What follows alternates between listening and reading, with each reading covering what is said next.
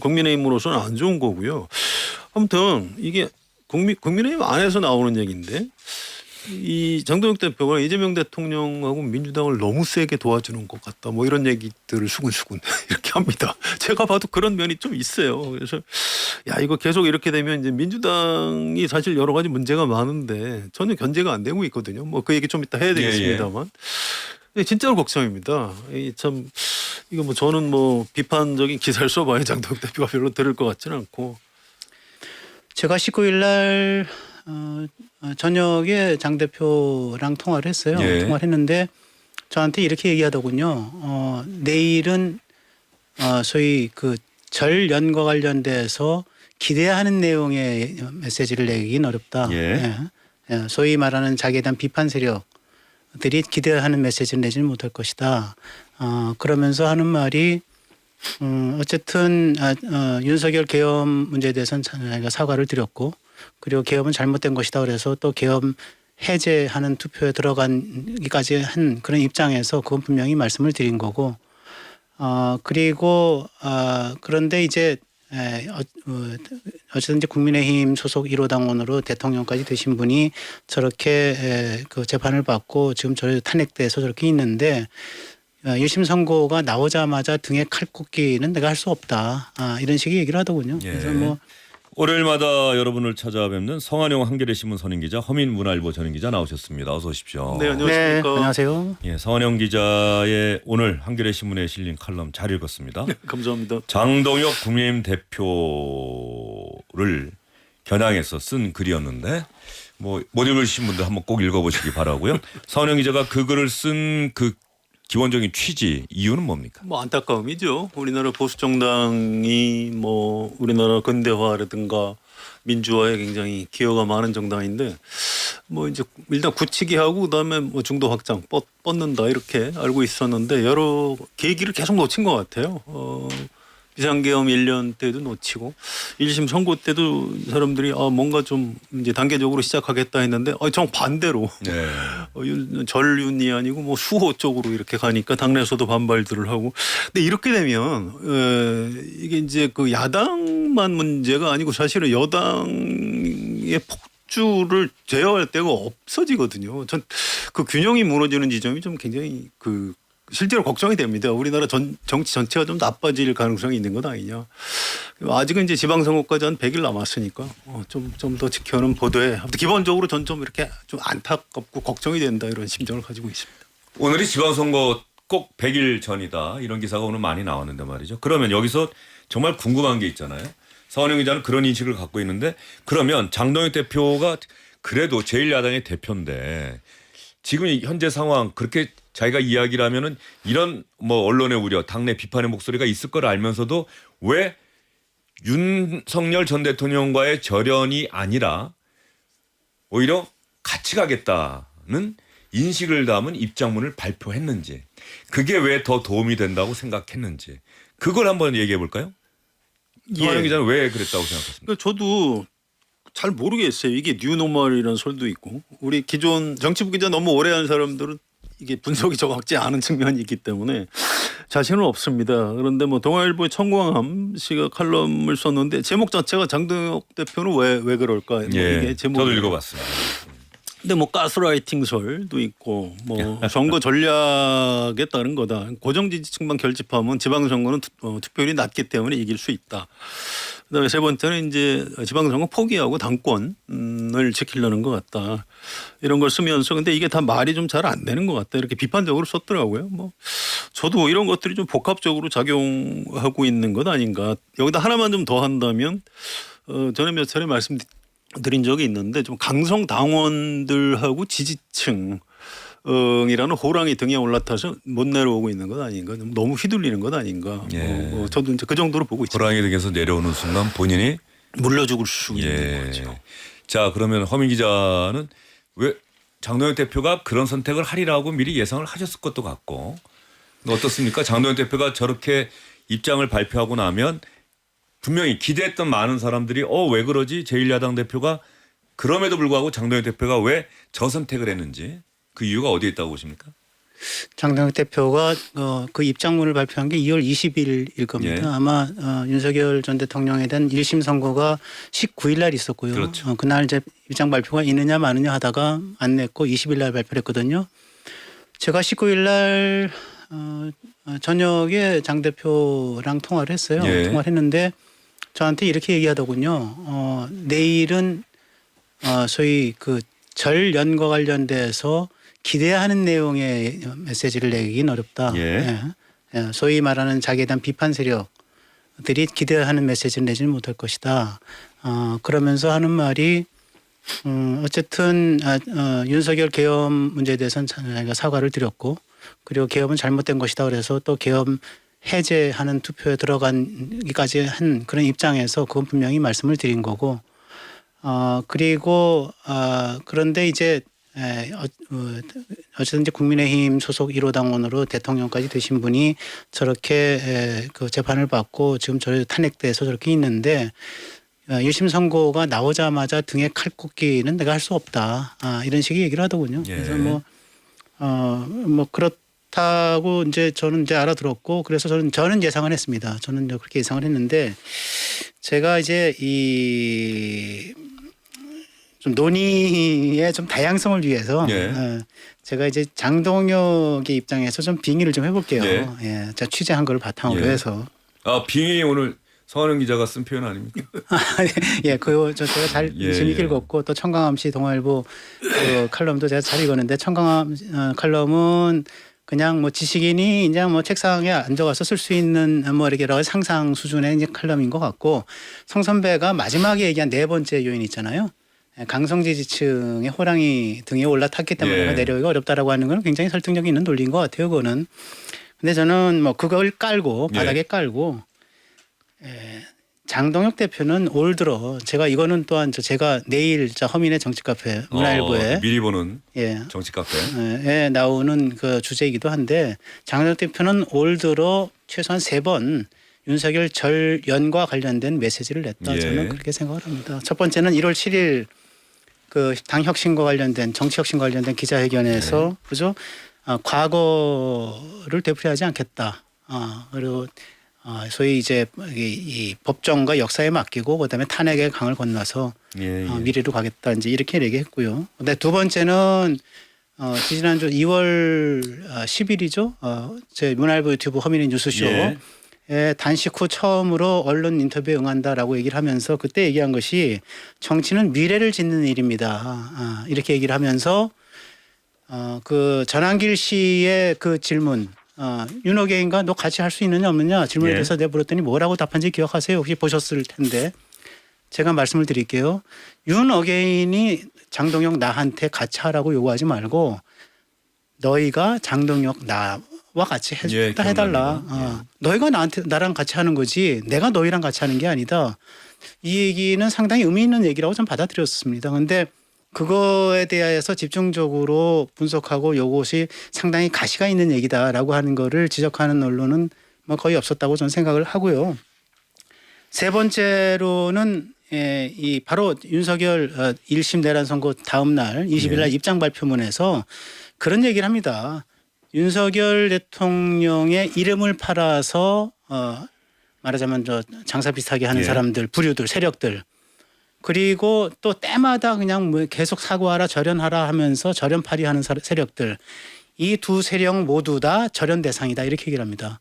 근데 후자 쪽은 장동혁 대표가 계속 지속적으로 취해왔던 스탠스이기 때문에 그건 변론이라 예. 치더라도 윤석열 대통령이 이름을 팔아가지고 하여간 정치에 이용해 먹는 세력들 이건 분명히 전한길과 윤어게인을 등에 업고 뭔가 하고자 하는 세력을 지칭하는 거거든요. 예. 이거 절연 대상이라고 얘기한 거예요. 그만큼 저는 절연 문제에 대해서 나름대로는 계속 피력을 해왔다 생각을 하는데 다만 저는 이제 정치 환경과 내부에서 내부대로 또 언제 장동혁 대표 체제를 갈아엎겠다라고 생각하는 사람들이 또 비당권파 사람들이 계속 으르렁거리고 있고 밖에서는 밖에대로 또 저거 절연도 안 하는 내란 세력이다라고 하는 또 강성 이 거대 여권 세력들이 있고 이 속에서 저는 왜 절연을 안 하느냐라고 하는 절연 거부 프레임에 빠져 있기 때문에 이 절연 문제에 대해서 나름대로 다른 목소리로 절연이란 얘기를 하지 않았지만 그러나 다른 목소리로 해왔던 그 내용들이 전부 다 묻히고 있는 거다. 난 뭐 그런 식으로도 생각해 볼 수 있지 않나라는 생각이 듭니다. 예, 알겠습니다. 장동혁 대표를 잘 알고 잘 취재를 자주 하는 허민 기자의 이야기이기 때문에 장동혁 대표의 생각을 여러분께서 짚어보신 데 큰 도움이 됐으리라 생각이 되는데 그럼에도 불구하고 이번 판결에 대해서 무죄 추정의 원칙을 내세우는 이 부분을 보면서 이게 이미 선거 전에 뭐 여론조사를 보고 오면 제가 지금 기사를 찾아봤는데 MBC가 실시한 여론조사를 보면은 응답자 75%가 무기징역 이상을 선고받을 것 같다. 이런 응답을 했단 말이죠. 사형을 응답받을 것 같다는 응답도 있었고요. 그래서 75%가 그렇게 예상을 하고 내란 혐의가 인정되지 않아 무죄를 받을 것 같다는 응답은 18%였단 말이죠. 그럼 이런 물론 또 이러겠죠. 여론조사와 재판이 어떻게 똑같습니까? 법에 의해서 하는 재판인데 그러나 정치를 하는 제1야당의 대표가 이런 여론 지형을 외면하는 듯한 선택을 했다. 아니 그 얘기는 저는 주 앵커가 얘기하는 거에 동의를 해요. 저는 사실은 2월 20일 날 그 입장 발표를 할 때 제가 가장 하지 않았으면 좋겠다라고 마음속에 생각했던 얘기가 이건 1심이니까 무죄 추정의 원칙이 적용돼야 되는 거다라고 하는 얘기라고 저는 생각을 했어요. 그 장동혁 대표가 입장 발표하기 전날 1심 선고가 내려진 날 이 자리에 손수조 미디어 대변인이 나왔어요. 근데 당에서 아직까지 명확한 지침이 안 나온 거예요. 입장 발표가 없는 거예요. 그 손수조 대변인이 상당히 난감해하는 상황에서 제가 질문을 던졌더니 무죄 추정의 원칙을 얘기하더라고요. 하면서 스스로 웃는 모습까지 제가 그렇죠. 봤는데 그러면 이게 그 지도부나 그 당직자들 사이에서는 공유가 돼 있는 아니에요. 인식이 아니냐. 그건 전혀 아니었고요. 장동혁 대표가 그 전날 어떤 입장이다라고 하는 것을 직간접적으로 공유한 적이 없기 때문에 그건 제가 알고 있습니다. 없기 때문에 사실은 장동혁 대표 입장이 뭔지에 대해서 대변인단과 미디어 대변인들이 그 다음날 아침까지도 계속 끊임없이 취재를 했던 상황이기 때문에 그건 아니고 다만 그냥 원론적인 얘기를 한 거예요. 법 원론 있잖아요. 3심 최종심이 나올 때까지 무죄 추정의 원칙을 삼는다. 그래서 이런 얘기를 그냥 할 말이 없으니까 저는 그렇게 얘기한 거라고 보는데 저는 그렇게 얘기하고 싶어도 장동혁 대표는 정치를 하는 사람이고 국민의 여론을 읽어야 되는 사람이기 때문에 사실은 국민의 법정서상 그런 얘기가 굉장히 그 역풍을 불러올 수도 있다라고 하는 생각을 했다면 저는 그런 얘기는 하지 않았는 게 좋겠다. 예, 잠시만요. MBC 여론조사 제가 언급한 여론조사는 코리아 리서치 인터내셔널이 지난 11일부터 사흘 동안 18세 이상 전국 남녀를 대상으로 실시했고요. 1,000명이 응답해서 8,318명 가운데 1,000명이 응답해서 12%의 응답률, 표본 오차는 95% 신뢰 수준의 플러스 마이너스 3.1%포인트입니다. 자세한 내용은 코리아 리서치 인터내셔널 MBC 중앙선거여론조사 심의위원회 홈페이지 보시면 됩니다. 예, 말씀해 주시죠. 예, 장동혁 대표에 대해서 뭐 이런 기사를 쓰거나 이렇게 하면 이제 댓글이 많이 붙는데 그 중에 이제 유난히 많이 붙는 게 있어요. 아니 판사 출신 맞냐? 뭐 이런 거. 그러니까 일반 국민이 갖고 있는 판사에 대한 기대감 같은 게 있는데 좀 너무 좀 비법률과 같은 얘기를 하는 거 아니냐 이제 이런 댓글이 붙습니다. 이제 또 나경원 의원도 판사 출신이죠. 그래서 그렇게 이제 이상하게 욕을 먹고 있는데 근데 오히려 저는 반대로 무죄 추정의 원칙 법률가라면 그렇게 얘기할 수 있겠죠. 근데 지금 허민 기자 말씀하신 게 참 맞는 얘기예요. 정치인은 그렇게 얘기하면 안 되는 건데 이게 오늘 아침에 제가 동아일보 얘기했는데 중앙일보의 또 서승욱 국장이 보수망치는 벼락 출세 DNA 뭐 이런 칼럼을 썼어요. 그래서 이제 윤석열 전 대통령, 한동훈 전 대표, 장동혁 전 대표 이 정치 경험이 너무 없는 사람들이다. 그러다 보니까 이제 한탕주의로 내가 이 자리까지 왔는데 뭐 이러는 것 같은데 이거 참 위험한 거다 이렇게 썼어요. 저 이거 꽤 일리가 있다고 생각합니다. 지금 장동혁 대표가 굉장히 뭐 인성도 좋고 여러 가지 뭐 판사로서 오랫동안 쌓은 경험도 있고 그렇긴 한데 사실은 국회의원 된 지 얼마 안 돼요. 또 대표 될 때도 뭐 오랫동안 뭐 이런저런 경험이 있고 뭐 최고위원도 하고 그런 게 아니고 이른바 윤어게인 등에 타고 이제 김문수 후보 꺾고 갑자기 됐거든요. 그러다 보니까 아직도 정치인으로서 뭔가 좀 숙성이 잘 안 돼 있는 것 아닌가. 그러다 보니까 이제 휘둘리는 거고. 그래서 이런 부분은 참 걱정이에요. 지금부터 지방선거 때까지 이 위기 돌파를 몇 번은 더 해야 될 텐데 이 정치인의 감각을 가지고 이거를 대처를 해야지 지금처럼 이렇게 뭐 법률과 같은 뭐 무죄 추정의 원칙 이런 얘기를 한다든가 이런 식으로 해서 지방선거 제대로 치를 수 있을지 참 걱정입니다. 송 선배 예. 얘기하는 건 뭐 전반적으로 동의하고요. 저도 늘 그런 얘기를 합니다. 정치 지도자가 되는 거는 갑자기 뭐 단박에 되는 방식은 사실 없는 거다. 이게 국민의힘이 여러 가지 이제 박근혜 탄핵을 거치면서 이제 대선 주자 구인난에 빠져가지고 구직 광고를 내고 구인 광고를 내고 그리고 뭐 외주 아웃소싱을 해가지고 이제 윤석열 검사를 데리고 오고 그죠? 그다음에 또 한동훈 전혀 정치에 그 뭐 달리 걸치고 있지 않았던 한동훈 또 전 검사를 또 데리고 와서 또 당 비대위원장 당 대표를 시키고.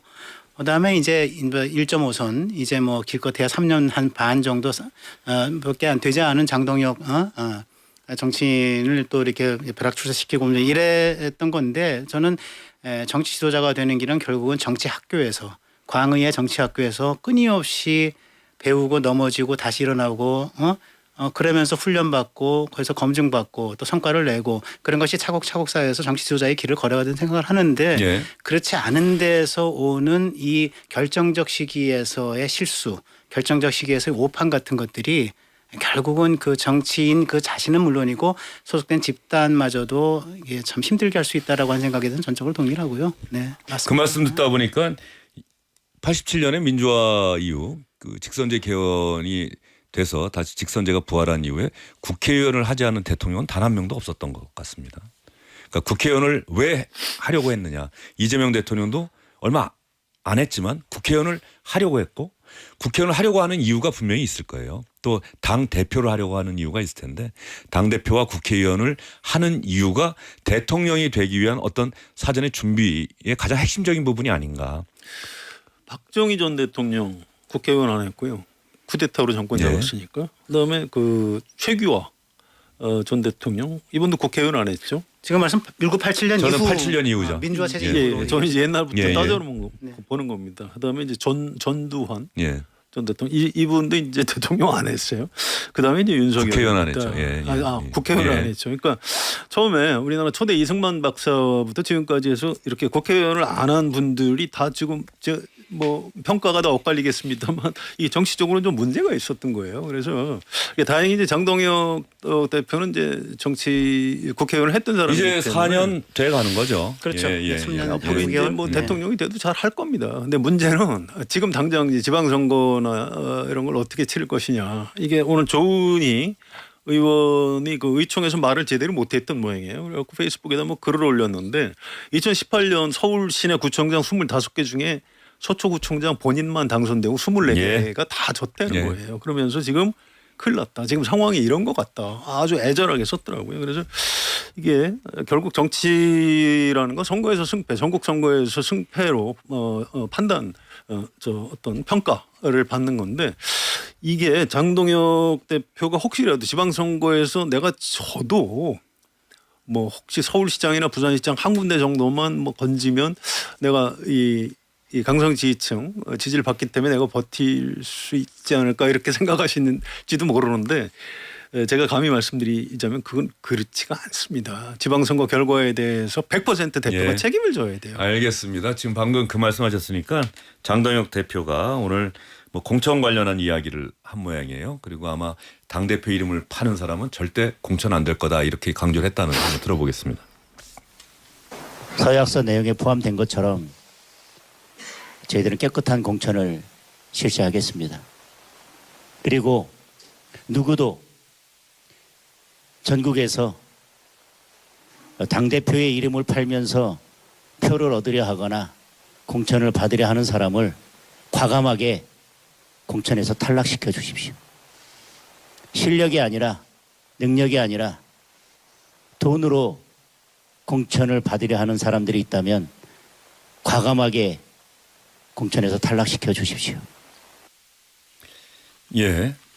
전국에서 장동혁 대표 이름으로 공천을 받으려고 하는 사람은 중요한 탈락시켜달라. 예. 중요한 부분이 빠진 것 같은데요. 예. 요 얘기만 들으면 그 얘기는 맞는 얘기 예. 아닌가요? 그건 맞는 네. 얘기인데 그게 아니고 이 정치부 기자들이 오늘 관심을 건 건 그 대목이 아니에요. 국민의힘이 나아가야 할 방향을 제대로 이해하고 제가 이걸 먼저 들려드린 이유는 예. 사실 이 얘기를 하고 싶어서 그런 거예요. 알겠습니다. 장 대표의 말은 원칙적으로 맞는데 이 이야기를 들으면서 저는 또 정치부 기자들은 그런 생각을 했을 거예요. 근데 누가 장동혁 대표 이름으로 공천을 받으려 지금 국민의힘 상황이 그런 데가 가령 TK나 이런 데 말고 수도권이나 중부 뭐 이런 데서 있을까? 장동혁 대표의 인식이 상황 인식이 어쨌든 대표의 영향력이 여전히 대단하다라고 하는 생각을 갖고 있는 것 아니냐. 어떻습니까? 네, 근데 TK는 물론 그렇고요. 예. 또 영남지방 전체적으로 경남까지. 부산 경남도 예. 그렇고요. 그리고 수도권도 서울 지역 같은 경우에 뭐 경기도 마찬가지인데 그 현직 당 대표가 아무리 공격받고 있는 상황이라 하더라도 현직 당 대표가 갖고 있는 권한은 어마무시한 거죠. 저는 그거에 대해서는 지금 여러 가지 직간접적으로 듣는 얘기들이 있는데 정말 많은 사람들이 나 장동혁과 친하다, 장동혁과 잘 알고 있고 얘기가 되는 사이다. 이런 식으로 해서 자기를 어필하고 있다는 얘기를 많이 듣고 있습니다. 예. 그 아까 하던 얘기 좀 맞아. 예. 이 부분이 더 중요한 건데요. 당성 이런 말을 했어요. 그 공천 서약 시기에서 오늘 2시에 행사에서 한 얘기입니다. 국민의힘이 나아가야 할 방향을 제대로 이해하고 보수 정당의 가치를 제대로 이해하는 사람들 또 당이 가려는 방향과 같은 방향으로 힘을 모을 수 있는 사람들 그런 사람들을 공천해달라 하면서 당성 중심으로 공천을 하겠다는 장동혁 대표가 이야기하는 거에 전적으로 공감하는 사람들과 함께하겠다. 그런 분들을 공천하겠다는 뜻으로 해석이 되네요. 옛날 민주당 비명 행사 생각나지 않으세요? 저 이거 오늘 굉장히 무서운 얘기라고 예. 생각합니다. 한번 이번 이제 공천 어떻게 하는지 좀 지켜보시죠. 이정현 공천관리위원장이 또 공천관리위원장 취임하자마자 현직 광역단체장들 겨냥한 듯한 이야기 당을 이용만 해먹고 헌신하지 않은 사람들은 안 된다. 이 이야기도 마찬가지 맥락으로 예, 해석이 되는 왜 모양이에요. 이렇게 장동혁 대표가 그렇게까지 얘기를 하냐면은 이제 사실은 제가 이제 비공개된 얘기를 하나 해드리면 오늘 며칠 전이죠. 며칠 전에 이게 여의도 연구소에서 여의도 연구원? 예. 여의도 연구원에서 비공개 여론조사를 했다고 합니다. 뭐 연구원에서 자주 하죠. 여연에서 뭐 이렇게 민주연구원에서 하듯이 하는데 이 설문 내용이 뭐냐면 설문 항목이 윤석열 전 대통령과 같이 가야 되느냐 이번 지방선거를 앞두고라고 하는 걸 물었다고 해요. 근데 제가 퍼센트까지 말씀을 안 드릴게요. 예, 비공개 여론조사라고 하니 그건 제가 일부 제 입에서 얘기하기는 좀 그렇고 취재가 된 내용이긴 한데 압도적인 다수. 국민의힘 지지층에서. 네. 국민의힘 지지층에서 그렇죠? 지지층을 상대로 한 예. 압도적인 다수. 상상보다 더 압도적인 다수가 윤석열 전 대통령과 같이 가야 아니, 돼요. 오늘 의원총회에서 숫자를 얘기한 게 있어요. 저는 항목은 몰랐고 75%가 나를 네, 지지한다. 저희- 장동혁 대표가 뒷부분에 얘기했는데 그게 아마 MBC 여론조사인가를 이연용을 한 모양이에요. 예. 여의도 연구소 자체 여의도 연구원 조사. 여의도 연구원 여의도 자체 연구원 조사입니다. 자체 조사 비공개 결과인가요? 예. 뭐 뭐 그랬어요. 제가 일부 얘기했고 맞을 우리 겁니다. 성 선배가 일부 얘기를 해서 예. 아마 그렇게 짜맞추면 될 것 같은데 그렇습니다. 저도 75%로 들었고 예. 그래서 이런 것들 때문에 사실은 아까 호랑이 등에 올라탔다라고 하는 설명을 성 선배 했는데 결국은 이거를 그렇다고 강성 지지층으로만 몰아가긴 또 어려워요. 압도적인 다수인데 이것이 어떻게 강성 지지층으로 그냥 국민의힘 내부의 평균적인 여론이 이 정도로 올라와 있다라고 이해를 해야 되기 때문에 지금 그만큼 정치 인식이 양극화돼 있는 상황입니다. 네. 그건 맞아요. 네. 저 동의하는데 문제는 당의 어떤 그 미래를 향해서 뭐 가치를 우리가 어떻게 할 것이냐, 뭐 당명을 어떻게 할 것이냐 이런 건 뭐 전당원 투표나 설문조사 이렇게 정하는 게 맞는데 이 지금 100일 뒤에 선거를 치러야 되는데 선거를 국민의힘 당원만 하나요? 그렇지 않거든요. 예. 그래서 이걸 도대체 어떻게 하려고 하는지 물론 75% 정도가 당원 중에 찬성할 수 있어요. 지금 워낙 좀 강성 당원들하고 지지층이 좀 사실은 좁아 있기 때문에 최근에 뭐 리얼미터까지도 뭐 지지도가 뭐 별로 안 좋더라고요. 그래서 근데 그것만 정치인이 그것만 보면 안 되거든요. 물론 어차피 선거를 네. 치러야 되는데 그래서 그거는 참고만 할 일이지 어차피 당내에서 요구하는 어떤 그 당내 통합 중도 확장 이 노선 쪽으로 이제 전환할 때가 됐는데 왜 아직도 안 하는지 잘 이해를 그런 면에서 오늘 오전에 열린 의원총회가 뭐 정치부 기자들의 상당한 관심을 받은 그 의원총회였는데 당 지도부가 장동혁 대표를 필두로 한 지도부가 비공개 의원총회로 접어들면서 먼저 당명 2개를 하고 그거 설명하는데 1시간을 넘게 썼다. 그러니까 일부 의원들이 항의하니까 다음 주제로 넘어갔는데 대구 경북 통합 얘기를 또 1시간 넘게 하더라. 자, 그 자리에 가서 꼭 친한계뿐만 아니라 그래도 소장파 의원이나 지금 장동혁 대표의 상황 인식에 대해서 우려를 표명하고 싶었던 의원들이 있는데 이렇게 2시간이 넘게 가니까 그럼 우리 얘기는 안 들으려고 하는 건 아니냐 하면서 중간에 이탈하는 의원들이 생겼다는 거죠. 나와서 기자들하고도 이야기를 했었는데 먼저 한지아 의원, 친한계로 분류되는 한지아 의원의 이야기를 한번 들어보겠습니다. 아니, 의총 진행 순서가 당이 중요하게 생각하는 부분들에 대해서는 논의가 안 되고 있고 하지도 않겠다고 하는 당명 개정부터 1시간 넘게 얘기를 하고 우리 당이 어떻게 가야 될지에 대한 근본적인 문제에 대해서 꼭 고민을 해야 되지 않겠습니까? 우리 당이 가야 할 근본적인 문제에 대해서 고민을 해야 하는데 하지도 않겠다. 개정하지 않기로 한 당명 설명에 장시간 좀 할애하고 있다. 그런 취지의 이야기였고요. 뭐 물론 한지아 의원과 다른 의견을 제시하는 의원도 있어요. 나경원 의원 얘기 한번 들어보겠습니다. 지난주 장동혁 대표 발언에 대해서 여러 가지 이야기들이 나오는데 중진으로서 좀 어떻게 보시는지. 우리 내일부터 민주당이 사법 파괴, 어떻게 보면 대한민국 헌법 질서에서 가장 중요한 삼권 분립 체계를 흔들고 있는 이런 상황에 있어서 더 이상 당내 갈등이 자꾸 문제되는 것은 바람직하지 않다 이렇게 생각을 합니다. 당이 당내 갈등보다는 그 대여 투쟁을 좀 더 강구하게 하는 것이 맞다라는 생각이고요. 나경원 의원 이야기는 그 여당이 이제 또 사법개혁 관련한 법안들 통과시키려고 하는데 이런 상황에서 여당과 싸워야지 당내 갈등은 바람직하지 않다 이런 취지이긴 한데 저 이야기도 진짜 정치부 취재하면서 너무나 오래전부터 들어왔던 이야기인 예, 것 원래 같아서. 말 못하게 할 때 저런 예. 식으로 얘기합니다. 그런 거예요. 그래서 좀 안타깝고요.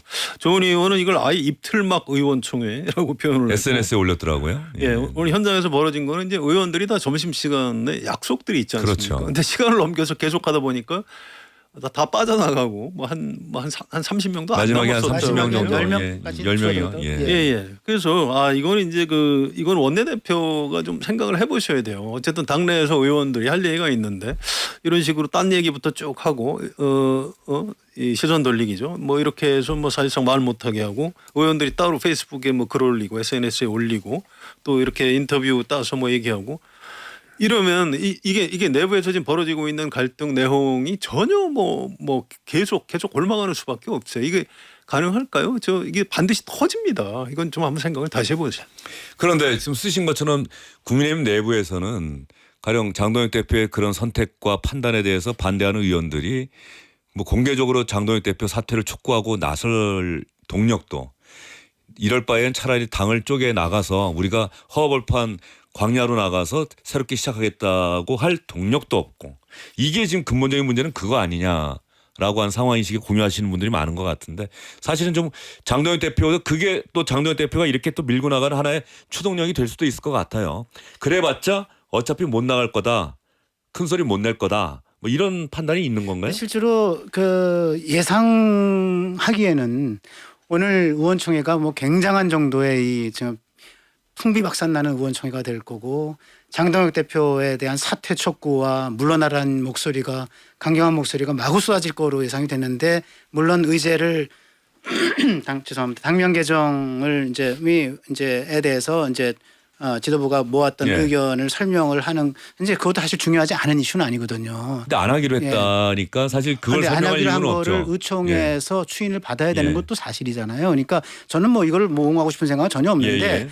중요한 의제가 아닌 건 아니고요. 두 개가 아마 미래연대하고 미래를 여는 공화당인가 그렇죠? 예, 미래를 위한 미래를 여는 공화당. 미래를 여는 그다음에 공화당. 미래연대. 미래연대. 예, 그렇게 되는데 장동혁 대표는 미래라는 말을 좋아하는 것 같아요. 근데 그것도 제가 지난 토요일 날 장동혁 대표와 전화 통화를 했을 때 자기는 여기에 가치를 담아내기도 그다음에 이 소위 이제 보수 진영 정치 진영의 아이덴티티를 담아내기도 좀 힘든 이름인 것 같아서 마음에 안 드는데 다른 사람도 어떨지 모르겠습니다. 이렇게 얘기를 하더라고요. 그래서 저는 그 얘기를 듣고 이것도 쉽지 않겠구나 생각 미리 했어요. 하긴 했는데 어쨌든 간에 의총에서 추진을 받아야 되는 내용이었다라고 하는 생각이 들고 그다음에 이 행정통합이라고 하는 것도 굉장히 중요하잖아요. 사실은 대구 경북 뭐 대전 충남은 지금 지역에서부터 여론이 별로 뭐 흉흉하고 또 대전시장 충남지사 뭐 다 반대를 하고 있지만은 대구 경북도 또 비슷한 상황을 지금 치달을 가능성이 있거든요. 그래서 그렇게 된 건데 그 장동혁 대표 이게 1차 오전에 이제 12시 한 30분 40분 돼 가지고 그때까지 하면서 장동혁 대표가 나서서 얘기하기 전에 한 5명 정도가 앞서서 얘기를 했다고 해요. 그런데 거기서 대놓고 뭐 물러나라 사퇴하라 강경한 목소리를 낸 사람은 또 없었어요. 조경태도 발언했고 배현진도 발언했고 뭐 조은희도 뭐 이렇게 한마디 하고 그랬다고 하는데 그냥 우리 그 당의 앞길을 위한 의제를 좀 넘어갑시다 뭐 이런 얘기를 좀 점잖게 하고 이런 정도의 수준이었거든요. 그래서 생각만큼 이렇게 뭐라 그럴까 이제 전투력 있게 나서는 그 비당권 파원들도 없었다. 이것도 저는 굉장히 좀 신기한 일이에요. 지금 국민의힘 본의가 이제 그게 비극이에요. 네. 사실은 터지는 게 맞는 겁니다. 근데 이게 아예 그 쪼개지지도 않을 정도로 지금 이렇게 부스러져 가면서 이제 무너지고 있는 것 아닌가 싶은데 제가 옛날 얘기 별로 좋아하지는 않는데 정치부 기자 비교적 오래 했으니까 옛날 얘기 한 개만 해드릴게요. 당내에서 비주류 배려를 많이 주면 6대4 주류가 많이 먹을 때는 7대3 정도 합니다. 김영삼, 김대중, 김종필 이때도 그런 거예요. 그때 아니 사실 1인 정당이었는데 제가 그때 그 당권파에다 물어본 적이 있어요. 왜 다 먹지 왜 그 비주를 왜 30% 40% 줍니까? 그랬더니 이 사람아 전국 선거 치를 때는 우리 찍게 해야지. 저 사람들 아예 떨어져 나가면 우리는 계속 쪼그라들어. 이렇게 얘기를 해요. 그게 참 맞는 얘기입니다. 근데 장동혁 대표가 이제 정치 경험이 없다 보니까 지금 이런 식으로 이 한동훈 개인이 중요한 게 아니에요. 국민의힘 그동안 지지했던 사람들 중에서는 여러 층위가 있는데 이 사람들이 이제 조금 그 무당층으로 가 있다가 요새는 그냥 아예 대놓고 막 장동혁 대표하고 당권파를 아주 심하게 비판하고 아나 뭐 절대로 안 찍겠다 막 이런 정도로 막 유권자들이 막 속이 상해가지고 이러고 있어요. 이거를 언제까지 이렇게 의원총회에서 말 못하게 계속 이렇게 끌고 가면은 이 도대체 지방선거를 어떻게 치르려고 하는 건지 걱정입니다. 예. 그런 면에서 오늘 나온 리얼미터의 정기 여론조사 결과 이재명 대통령 지지도가 58.2% 4주 연속 상승해서 취임 초 이후 최고를 기록했다는 결과가 있고요. 또 하나는 정당별 지지도를 한번 봐야겠죠. 정당 지지도에서 민주당이 48.6, 국민의힘이 32.6입니다. 자 보십시오. 지난주 조사보다 민주당은 3.8%포인트 올랐고 국민의힘은 3.5%포인트 내렸습니다. 이 조사가 실시된 게 지난주 목요일, 금요일. 자, 20일이 어떤 날이죠? 19일 목요일은 윤석열 전 대통령 1심 선고일. 20일은 장동혁 대표의 윤석열 전 대통령 무기징역 선고에 대한 장동혁 대표의 입장이 나온 날입니다. 그게 반영이 됐다고 봐야 되겠죠. 장동혁 대표의 입장 표명이 나온 이후 여론조사에서 국민의힘은 3.5%포인트 떨어졌고 민주당은 3.8%포인트 올랐다. 이 여론조사 결과를 국민의힘 지도부는 어떻게 평가하느냐. 그 여의도 연구원 조사 결과만 믿는 것이냐. 뭐 이런 또 생각도 들어요. 그건 또 약간 조사가 다른 거니까요. 근데 어쨌든 오차범위 밖으로 벌어졌죠. 그동안 리얼미터 지난주 금요일 갤럽 조사에서는 딱 2배, 44대 22가 나왔죠. 전화 면접에서는 거의 2배 나는 거고요. 지금 이 ARS 이용한 거에서는 뭐 오차범위 안쪽에서 뭐 뒤집은 적은 없지만 얼추 뭐 붙어 있었는데 이제 벌어지기 시작한 거는 이게 흐름이 굉장히 중요한 겁니다. 어쨌든 국민의힘으로서는 안 좋은 거고요. 아무튼 이게 국민의힘 안에서 나오는 얘기인데 이 장동혁 대표가 이재명 대통령하고 민주당을 너무 세게 도와주는 것 같다. 뭐 이런 얘기들을 수근수근 이렇게 합니다. 제가 봐도 그런 면이 좀 있어요. 그래서 야 이거 계속 이렇게 되면 이제 민주당이 사실 여러 가지 문제가 많은데 전혀 견제가 안 되고 있거든요. 뭐 그 얘기 좀 이따 해야 되겠습니다만. 진짜로 걱정입니다. 참 이거 뭐 저는 뭐 비판적인 기사를 써봐야 장동혁 대표가 별로 들을 것 같지는 않고. 아까 뭐 말씀한 정당에서의 6대4의 법칙 굉장히 중요합니다. 사실은 주류가 6을 가져가면 비주류가 4를 가져간다라고 하는 게 DJ 와이스 시대를 관통하던 하나의 법칙이란 법칙인데 그런 것들이 사실은 이 뭐 국민의힘도 그렇지만 민주당도 뭐 따지고 보면은 예. 2020년 총선, 2024년 총선 비교하면은 다 뭐 친문, 친명 네. 뭐 이렇게 그렇게 됐고 2024년이 아주 심했죠. 예. 예, 그리고 이제 탄핵 이후에 이 선거라고 하는 거는 사실은 우리가 박근혜 전 대통령 2017년 7년에 3월에 탄핵되고 5월 대선 그다음에 그 다음에 2018년에 지방선거에서 기록적인 참패죠. 민주당이 민주당 그때 기록도 14개를 가져가고 예. TK 대구 경북만 이제 그 당시에 이제 보수당이 2개를 가져가고 원희룡이 무소속으로 출마해서 제주도 하나 예. 건진 거. 그래 나중에 이제 3개가 됐지만 뭐 기록적인 참패를 했는데 저는 이 탄핵의 효과라고 하는 거가 늘 이런 식으로 늘이라고 아니면 한 번밖에 없었기 때문에 그렇지만은 이번에도 사실은 윤석열 전 대통령 탄핵의 효과가 지금 이 리얼미터 조사에서도 지금 그 흐름으로 나타나고 있다 생각을 하고 이렇게 되면 저는 거기다가 대통령의 국정 지지도는 지금 뭐 하이킥 차듯이 올라가고 있는 중 아닙니까? 저는 결국 2017년 7월 이 지방선거의 데자뷰를 또 만들어낼 가능성도 사실은 없지 않아 있겠다는 생각이 들어서 여러 가지 우려가 됩니다. 알겠습니다. 네. 이 장동혁 대표의 머릿속에는 무엇이 있는지 서울시장과 부산시장을 승부처로 꼽았는데 TK와 서울시장, 부산시장만 이긴다면은 승리한 거다. 아니면 현상 유지를 한 거다. 이 어려운 상황에서. 그래서 나는 당대표를 계속할 것이다. 그러면 서울시장이나 부산시장 한 군데라도 진다면 장동혁 대표는 이 조선일보 인터뷰에서 그렇게 얘기를 했더라고요. 그러니까 장동혁 대표 이 얘기가 무서운 게 그 둘 중에 한 군데라도 지면 장동혁 대표는 이제 대표직에 있을 수가 없는 거 아닌가요? 우리 그동안에 근데 지금 워낙 정치 문법이 달라졌다고 하더라도 선거에서 진 당대표가 그 당을 계속 이끌어간다라고 하는 거는 그 정당의 원리에 안 맞는 일이잖아요. 지난번 김기현 당대표 시절에 몇 년입니까? 2023년이죠. 23년에 강서구청장 보궐선거 패배로 김기현 대표 체제가 무너졌어요. 단 하나의 선거로. 하나의 선거로. 예. 그렇기 때문에 저는 지금 물론 이제 이 당의 구성을 보면 당원의 구성을 보면 장동혁 대표가 전당대회 지난해 8월 말에 나왔을 때 75만 명이었는데 여기서 어떻 보기에 김문수 전 장관이 갖고 있던 것까지 포함해서 구주류의 표심이 한 80%, 한동훈 쪽과 같이 하는 그 좀 반대쪽에 한 20% 정도 작용을 했던 것 같아요. 8대2. 그러면 15만 명 정도를 제외하고 한 60만 명이 이제 장동혁을 지지했다고 저는 보고 있고요. 그다음에 거기서 지금까지 75만 명에서 111만 명인데 정확히 36만 명이 늘어났습니다. 6개월 동안에. 예. 이게 다 장동혁 표심이거든요. 여기까지 치면 당내에서 한 14, 5%를 제외한 다른 쪽은 다 장동혁 대표를 지지하는 당심이라고 봐야 됩니다. 그게 현실이에요. 그렇기 때문에 그 논리로만 보면 장동혁 대표는 지방선거에서 서울이나 부산 또는 2개 다를 잃어도 뭐 당원 투표 한번 해보지 뭐 해가지고 그거를 유지할 수는 있을 수도 있어요. 그렇지만 그거는 지금 우리가 알고 있는 정치 상식이나 정치 문법과는 좀 다르다.